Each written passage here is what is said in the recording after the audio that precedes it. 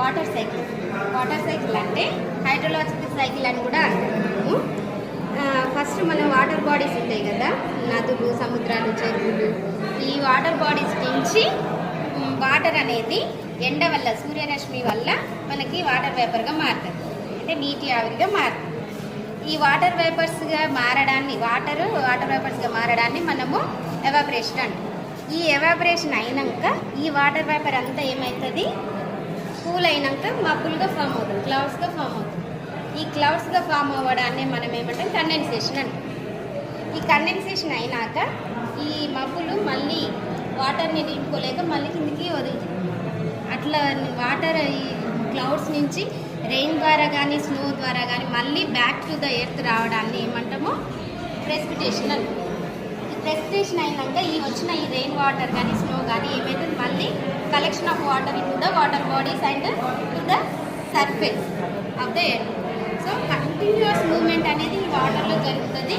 ఈ continuous movement of water on above the surface and below the surface of the earth is called water cycle. Okay, ఈ water cycle ఇట్లా జరగడానికి main కారణం ఎవరు అంటే సూర్యుని వల్లనే మనకి వాటర్ సైకిల్ జరుగుతుంది. జరగడం వల్ల ఏమైందంటే మనకి లైఫ్, ఎర్త్ మీద లైఫ్ ఉండడానికి ఈ వాటర్ సైకిల్ చాలా ఇంపార్టెంట్ అండి. లేకపోతే వేరే దగ్గర ఫారెస్ట్కి కానీ మన విలేజెస్కి కానీ ఇవి అందవు.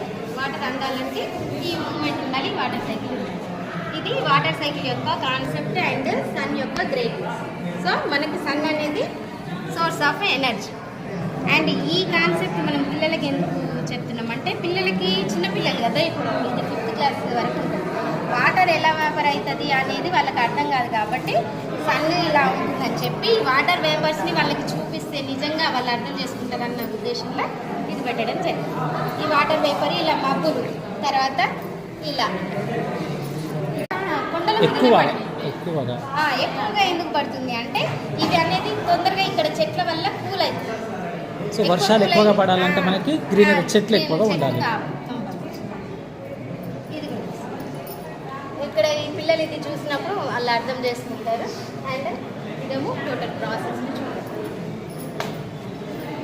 అందుకే అంటారు వృక్షో రక్షిత రక్షిత అని.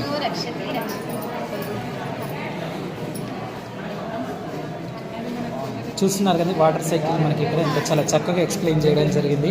ఏ విధంగా మనకి నీరు ఆ సముద్రాలు, నదులలో ఆవిరి అవుతుంది, మళ్ళీ మబ్బుల రూపంలోకి ఏ విధంగా మారుతుంది, మళ్ళీ ఆ మబ్బులు మనకి తిరిగి వర్షపు నీటిని వర్షం ద్వారా ఎలా అందిస్తుంది అన్నది మనకి వాటర్ సైకిల్ ద్వారా మేడం గారు చాలా చక్కగా వివరించడం జరిగింది.